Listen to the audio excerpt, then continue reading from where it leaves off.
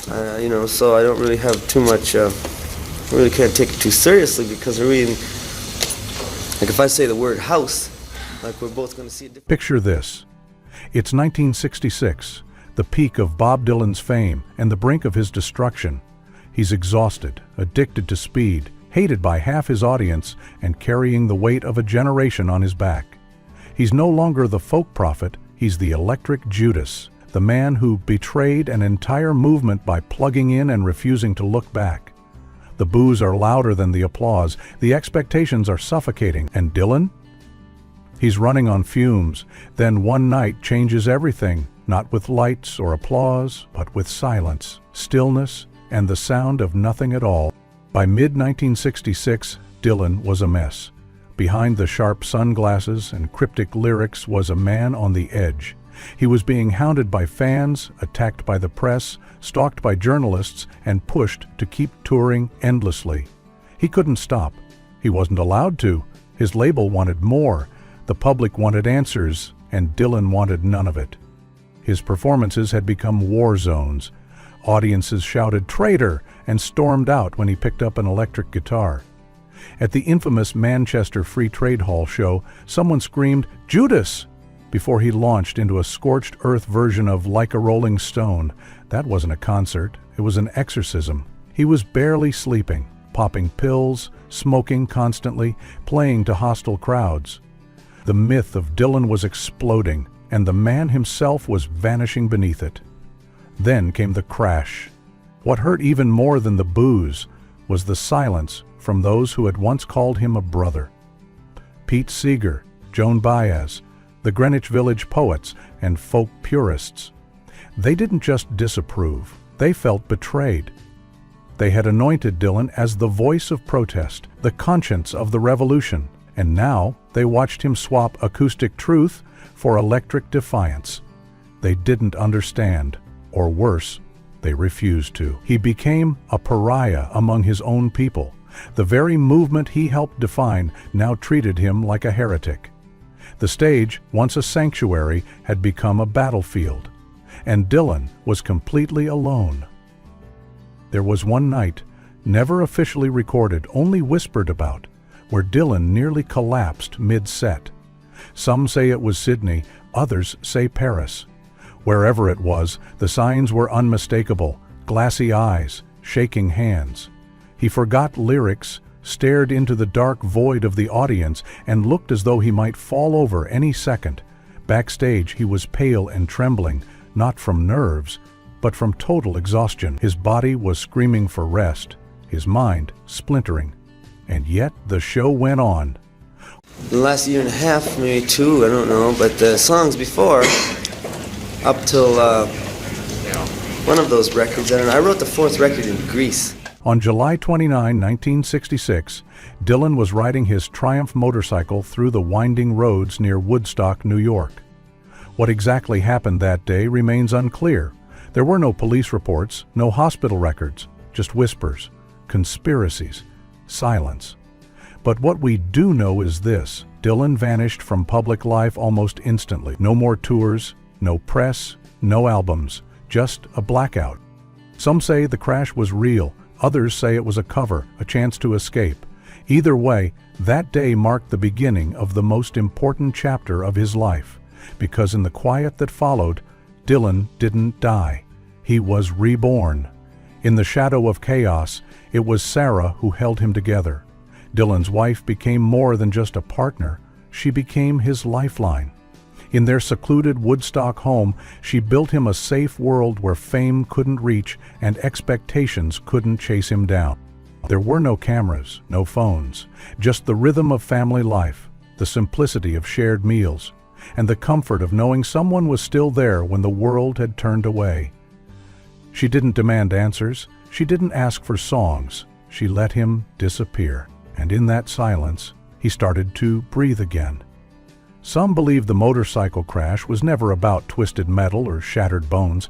It was about escape, a perfectly timed act of self-erasure, staged not with smoke and mirrors, but with silence. No one saw the wreck, no photographs surfaced, no ambulance ever came, no official record exists. It was as if Bob Dylan, the most watched, dissected, mythologized figure in modern music, simply dissolved into air. And maybe that's exactly what he intended. Because by 1966, the Dylan the world knew wasn't really Dylan anymore. He had become a projection, a lightning rod for other people's dreams, politics, and pain. They didn't want the man, they wanted the symbol, the prophet, the rebel, the savior. And Dylan was suffocating under the weight of it all. So he vanished, not just from the spotlight, but from the narrative. In a single moment, he reclaimed control over his life in the most dramatic way possible, by making everyone wonder if he was gone for good. No interviews, no explanations, just stillness. If he did stage the accident, it wasn't a lie. It was a cry for air, a chance to hit the brakes before the cliff.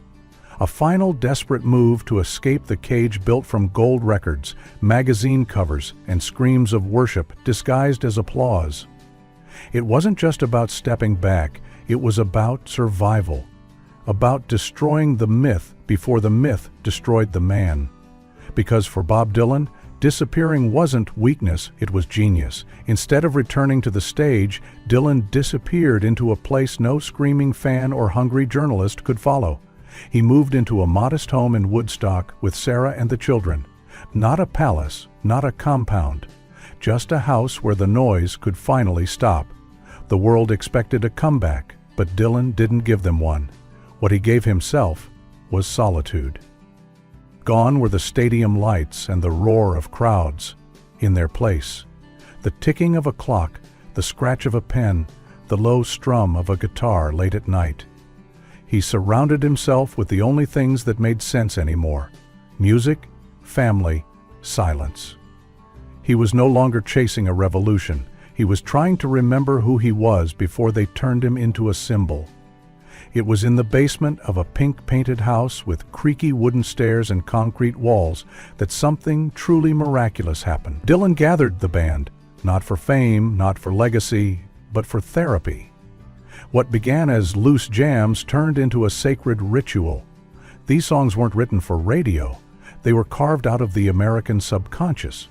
Stories of outlaws, drifters, railroads, judgment, laughter, and loss. Characters both imaginary and real, drawn from the dust of a country that felt just as broken as he did. These sessions, later known as the basement tapes, weren't clean. They weren't polished. They weren't supposed to be. That was the point. This was Dylan throwing off the shackles of expectation, playing because it healed him, writing because it gave his soul a shape again. There were no rules, no deadlines, no executives pacing outside the door, just songs echoing off stone walls, captured on old tape machines, created by men who had nothing to prove and everything to feel. And with every lyric, every chord, Dylan reached for something far more precious than fame. He was reclaiming his freedom, one note at a time. While the world gossiped, theorized, and mourned what they thought was the end of an icon, Bob Dylan was doing something almost unheard of in the music world.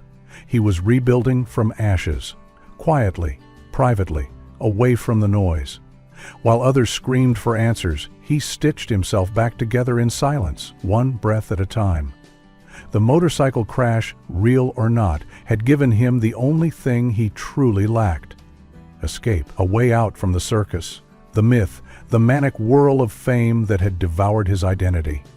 And within that space, surrounded by trees instead of tour buses, Dylan didn't just rest, he resurrected.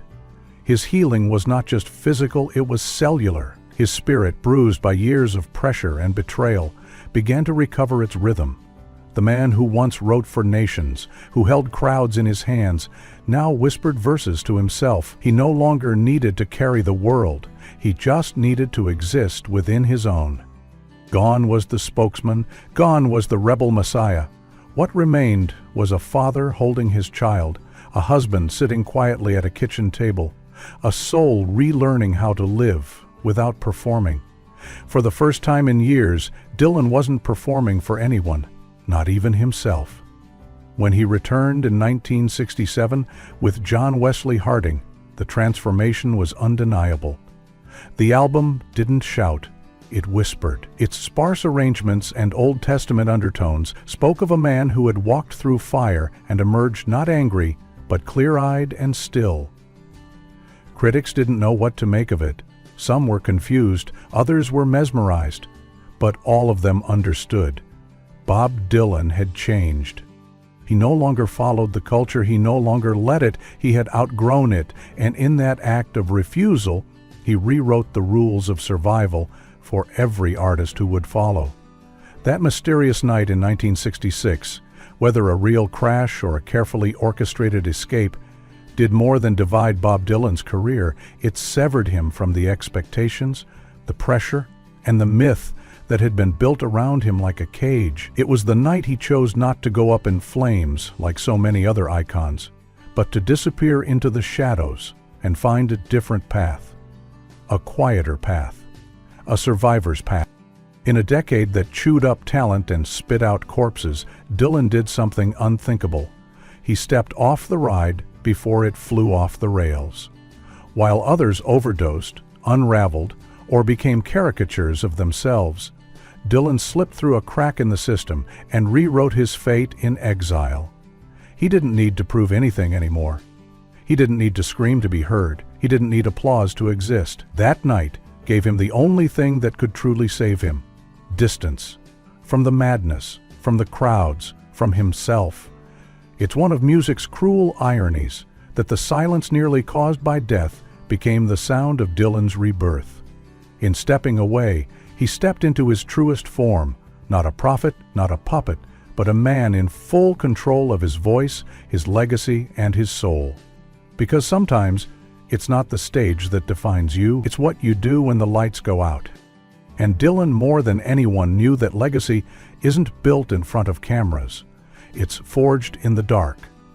Even now, the ghost of that night clings to Dylan's every word.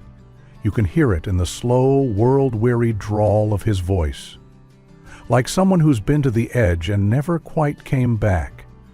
His phrasing carries a kind of distance, a refusal to surrender fully to the moment. In interviews, he answers in riddles, shrugs off the past, or looks straight ahead like he's hiding something behind the sunglasses. And when he performs live, he often seems caught in two timelines at once: the man on stage and the shadow just behind him. He's never publicly explained what happened in July of 1966.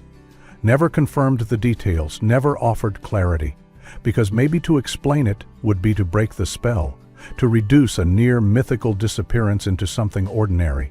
And Dylan has never been ordinary. Those who know him say there's a line in his soul that was drawn that summer. On one side, the boy genius, the fiery poet, the revolutionary. On the other, the survivor, the father, the wanderer. That fracture never fully healed, and maybe it wasn't supposed to. Because once you've slipped out of the machine, once you've truly let it all fall apart, you see the world differently, you speak differently, you protect yourself differently. And Bob Dylan, the artist who seemed to carry the entire counterculture on his back, learned the hardest lesson of all. Sometimes silence isn't retreat, it's resistance. And sometimes survival means vanishing just in time to save your soul.